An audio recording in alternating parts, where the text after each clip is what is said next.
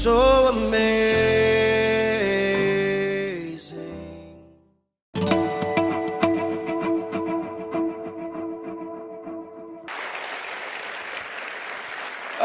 Thank you. Thank you, thank you. Thank you, Dean Sloaner. Appreciate that. Hi. Hi. I'm so happy to be here. Let's jump right in. Yeah, well, first, I just met Coach, and he's a cool dude, too. And both Coach Dawkins, all my guys, Coach Shaw, I love those guys. We should clap. You got great coaches here. Oh. That was one of my highlights. I was like, I hope I get to meet him. I met his mom, but I didn't meet him yet. So, I'm sorry. I'm giggly like, yeah. All right, well, then let's start with sports. Let's start with basketball. Okay. Many people may not realize that you actually began preparing for your second career, your career in business, while you were still in the NBA. Can you tell us what that preparation looked like and what motivated you? Well, first, we have to understand that the same principles really apply from being a basketball player as well as a CEO. When you think about focus, strategy, discipline, so I'm still that same guy that has those same principles as a CEO. And what I was doing as a basketball player first, and also a competitor, because I hate to lose at anything, right? Like my wife encouraged me to play my daughter one-on-one, when she was about 15, 16 years old. I play her, we go to 10. I let her get to 9.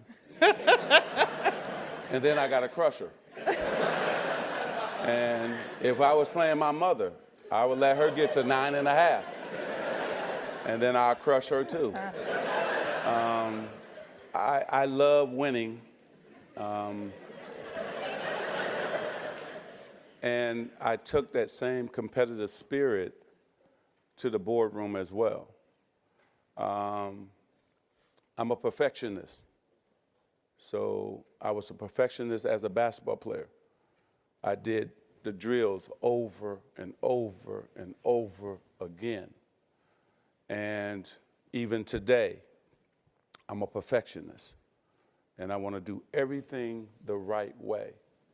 So when you think about principles of being an athlete or a basketball player, it's the same thing as a CEO. I'm a guy who's going to get there early. I'm a professional. Today they said, okay, about 11:30. Well, I got on campus at 5 to 11. I just sat at the chapel for a half hour waiting, but that's who I am. And so I think that I was preparing. What I did was I asked Dr. Buss, I said, my dream is not just to win championships, but I want to become a businessman after my basketball career with the Lakers.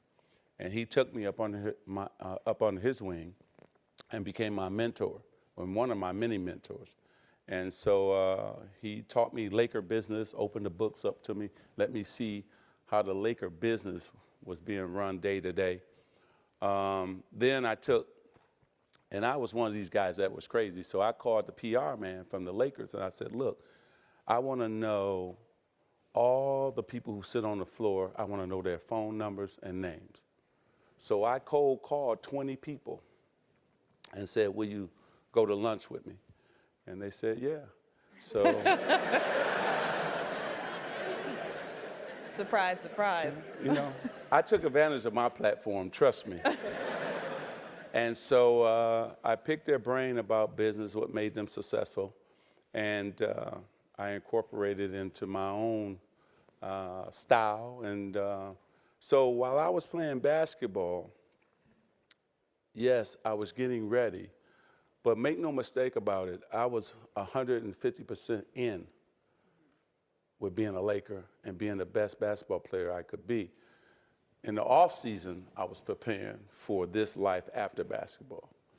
But I was a crazy basketball player, much like I am CEO, because when you're trying to prove people wrong, first they said I wouldn't be able to play point guard at 6'9". So I had to prove them wrong. Then they said I couldn't go from the basketball court to the boardroom, and it's been my pleasure proving them wrong again. And so I'm a guy who goes all the way in, and I love doing what I'm doing, but basketball prepared me for the business room, no question about it. You know, if it wasn't for basketball, I don't think I could be the CEO that I am today. I think you touch on some good lessons that you learned in transitioning your career. There's a lot of people who come to business school hoping to pivot out of one career and into another, basketball pun intended. Right. And what would be... Okay. What would be your top piece of advice for them? Well, first of all, you got to take your ego out of it. See, what made me a great basketball player wouldn't make me a great CEO. I have to understand, because I didn't know business. So that's why those mentors were so important to me. And then somebody finally is going to say no to you.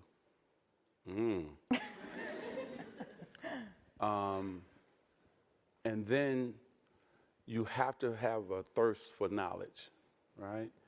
And so that's why I was meeting with so many people, because I was hungry for knowledge, and I wasn't shy about asking questions. And so I think for me, it was just making sure I got in the right rooms with the right people, make sure I got enough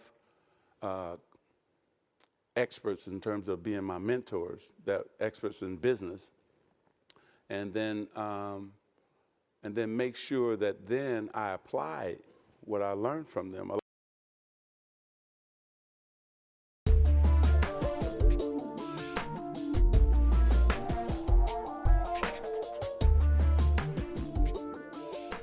Hello and welcome to the 2015 State of Black America web series. I'm your moderator, Shannon Lanier. Every year, the National Urban League releases its highly anticipated report on the state of Black America. The report has become the national touchstone for social and economic status of African American and Hispanic communities.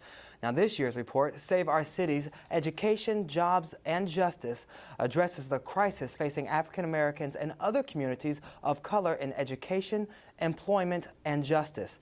Now, each year we ask the same question: what is the state of Black America? Today, our esteemed panelists will answer that question as it relates to the state of Black business. Joining me are Shantae Bacon, founder and CEO of 135th Street Agency; Alfred Edmond Jr., Senior Vice President and Chief Content Officer at Black Enterprise; and Stephanie Brown James, CEO and founding partner of Vestige and founder of Brown Girls Lead. Welcome, everyone.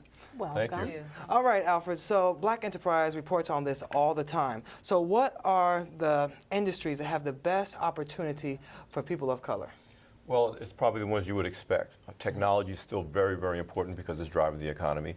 Healthcare and health services is still very important because it's driving the economy. So those are kind of the two biggest drivers. If you look at any area that's creating jobs for the general marketplace, then those are places that African American entrepreneurs need to be. And what do you think about corporate America? Are there opportunities there for people of color? I definitely think so. I think right now is a great time to be a person of color in entrepreneurship or in corporate America.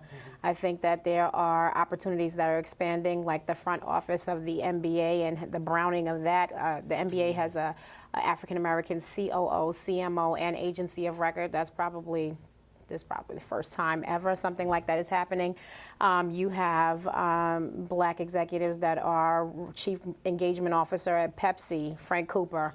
You know, the fact that a person like a Ken Chenault can even exist, and there's countless other glory stories like that. And I think that, you know, it's the same thing on the entrepreneurial side. There are great and amazing things that are happening in film. Let's say in 30 years ago, there was one, maybe two successful African-American directors. Now you have 10 that are winning awards and have films that are coming out annually. On the TV side, executive producers, you've got groundbreaking things happening on the regular. Now, do you think there's still such a thing as the glass ceiling?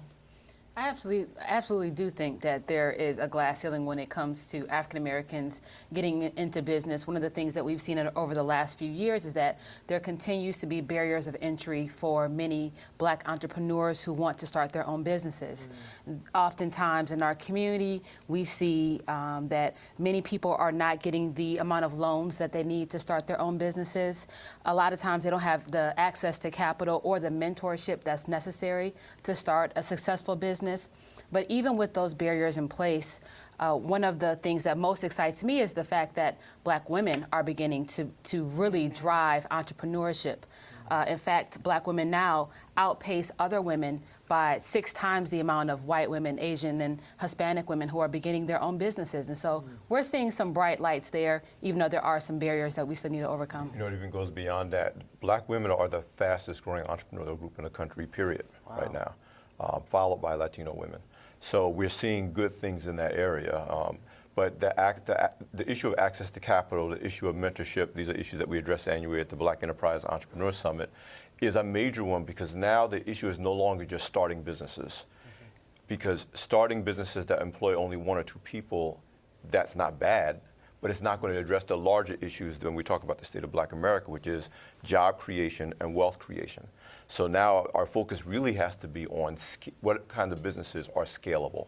What kind of businesses can go from a self-employed or a 2-person operation to a 10-person operation or a 15-person operation? And are we getting the kinds of support in terms of investment access, as well as government support, as well as community support that will feed those jobs and companies, particularly in the urban areas that need those jobs the most?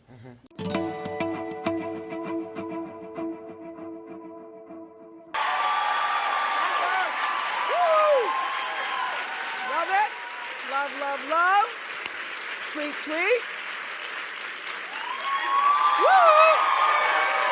Love. Thank you. Thank you. So happy to be in the bubble. Woo! Love it. Aren't you all the luckiest people in the world? Oh my God, I envy you. Hi, Amanda. Hi, Oprah. I can't believe I just said that. So we have been so excited and eagerly anticipating this day. This campus has been buzzing since the announcement was made last week that you'd be coming here. And Thanks for the buzz. I'm so glad I still have buzz. So good. I received a lot of support and advice from my friends, and that was really great.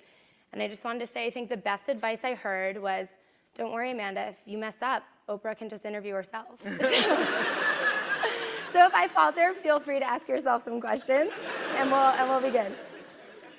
But to get things started, I thought we'd frame today's talk with framing 3 sections with quotes of yours that you shared after wrapping up your 25th season and final season of The Oprah Winfrey Show. And I thought some of these quotes, I mean, you share so much wisdom, but these really spoke to me and thought would be a great way to frame our discussion. Okay. So this first one that I will read for everyone and for you, so you don't have to strain your neck, is you have to know what sparks the light in you so that you, in your own way, can illuminate the world. So I wanted to take this time to talk about your early career and how you discovered your calling. So let's go back to when you were college age. Did you know that you wanted to get into TV and media specifically? No, I did not. I thought that I was going to be a teacher. I was in my sophomore class at Tennessee State University. I'd already been working in radio since I was 16. And I remember I was in Mr. Cox's drawing class for theater. And I was a terrible drawer. He said I couldn't draw a straight line with a ruler. And I got a call in that class from a guy at the local station, CBS. And he'd been calling me several times when I was working in radio. So I started working in radio at 16. I won the Miss Fire Prevention contest, another long story. And so when I went back to the station to pick up my prize, some guy said, "Would you like to hear your voice on tape?" I said, "Sure." And I started reading this copy on tape. they called everybody in the building, said, here, this kid read. I was 16, they hired me in radio. So I was in radio at 16. And so I started getting calls about my freshman year to come into television. I had never thought about it. And still was living at home and couldn't figure out how I would manage those. I had biology at 1 o'clock, and so I couldn't figure out how I would be able to manage my schedule. And Mr. Cox said to me, the same professor said you can't draw a straight line with a ruler. He said, I came back from taking this phone call, and he said, who was that? I said, there's this guy at CBS, he keeps calling me and wants me to interview for a job. And Mr. Cox said, that is why you go to school, fool. So that CBS can call you. That is why you're in school. So he said, you leave now and go call him back. And I did, and I was hired in television, not knowing anything about it, having in mind Barbara Walters, but thinking, oh, okay, I can do that, not knowing how to write or film or anything. And I think it was because it was the times, and I literally had somebody who was willing to work with me that I managed to find my way. But I had to find my way because the reporting never really fit me. And what did work for me, I'm this old. I'm so old that when I started that, it was a year of live action cam. And so it was like video cameras live. And so the news stations would do a live shot. They would throw to somebody live, even if nothing was going on, just so they could say, live action cam. And what I found is I wasn't so good at the writing part, but if I was just standing up and talking about what had just happened, it was really good. Okay. And then I started to feel, so I started in 19, working in television, became an anchor immediately afterwards. My father still had an 11 o'clock curfew. Can you believe such a thing? That I am the 10 o'clock anchor. In Nashville, Tennessee, I am the woman on the newscast, reading the news, and my father would say, be home by 11. And I'd say, Dad, the news is on at 10. He goes, and it's off at 10:30, so be home by 11. So I had a very strict father. So anyway, I could feel inside myself that reporting was not the right thing for me, even though I was happy to have the job. Right. I got an offer to go to Atlanta. I was making $10,000 a year in 1971, but still in college, so I was thinking I was doing pretty good. Yeah. I got an offer to go to Atlanta for $40,000, which I thought, it's over. I'm gonna make $40,000. And my boss at the time said to me, you do not know what you don't know. And you need to stay here until you can learn to write better, until you can perfect your craft as a journalist. And so he said, and we can't give you 40, but we can give you 12. So I stayed, and you know the reason why I stayed is because I could feel inside myself that even though the 40 was alluring at the time, that he was absolutely right. So to make a long story short, because I'd be here all day just talking about how it all came about, I started listening to what felt like the truth for me. A couple of years later, I moved to Baltimore. I could feel that as a reporter, and by this time, 22, I'm making $22,000. I met my best friend Gail there who said, oh my God, can you imagine if you're 30 and you're making $30,000? And then you're 40 and then it's $40,000? We actually had that conversation in the bathroom. So I started to feel that reporting wasn't for me. But I had my father, I had my friends, everybody was saying, oh my God, you're an anchor woman, you're on TV, I mean, you can't give up that job. Right. And by the time I was making 25, my father goes, well, you just hit the jackpot. You're not gonna make no more money than that. That's just it. So I was torn between what the world was saying to me and what I felt to be the truth for myself. It felt like an unnatural act for me reporting, although I knew that to a lot of people it was glamorous. And I started to just inside myself think, what do I really want to do, what I really want to do. And I will say this, knowing what you don't want to do is the best possible place to be if you don't know what to do. Because knowing what you don't want to do leads you to figure out what is it you really do want to do. So you discovered talk then, right?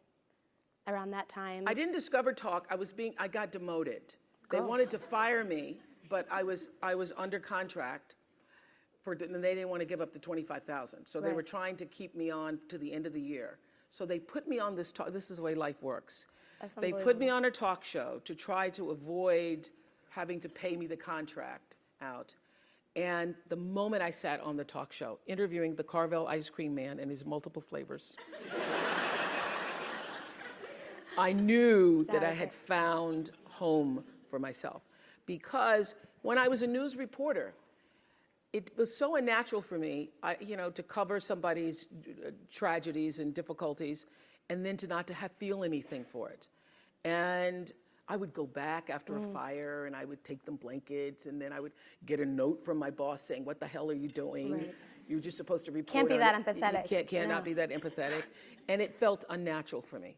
So if I were to put it in business terms, or to leave you with a message, the truth is, I have from the very beginning listened to my instinct. All of my best decisions in life have come because I was attuned to what really felt like the next right move for me. He's considered the father of the digital revolution, a master of innovation, and a design perfectionist. He had a net worth of over $8 billion in 2010. He's one of my personal favorite entrepreneurs of all time. He's Steve Jobs from Apple, and here are his top 10 rules for success. The thing I would say is,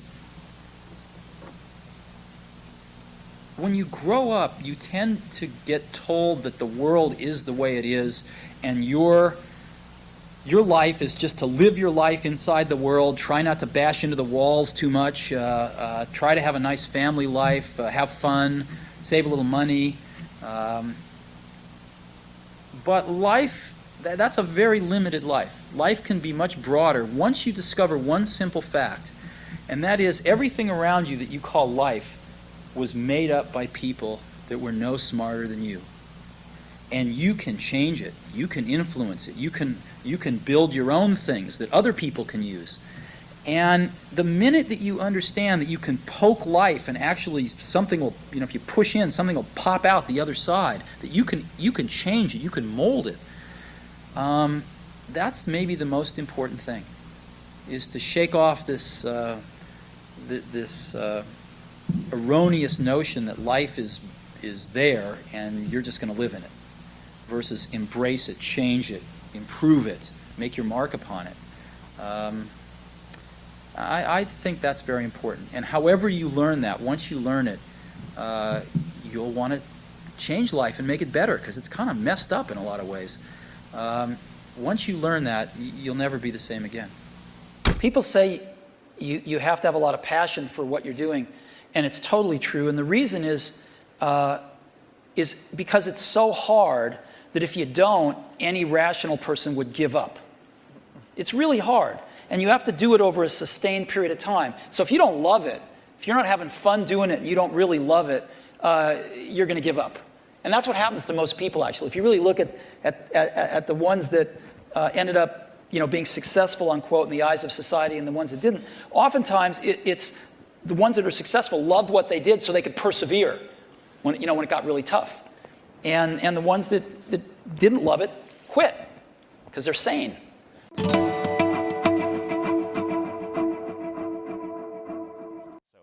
Welcome. I'm very excited today to talk about effective speaking in spontaneous situations. I thank you all for joining us, even though the title of my talk is grammatically incorrect. I thought that might scare a few of you away. But I learned teaching here at the business school, catching people's attention is hard, so something as simple as that I thought might draw a few of you here. So this is going to be a highly interactive and participative workshop today. If you don't feel comfortable participating, that's completely fine, but do know I'm going to ask you to talk to people next to you. There'll be opportunities to stand up and practice some things, because I believe the way we become effective communicators is by actually communicating. So let's get started right away. I'd like to ask you all to read this sentence, and as you read this sentence, what's most important to me is that you count the number of F's that you find in this sentence. Please count the number of F's. Keep it quiet to yourself.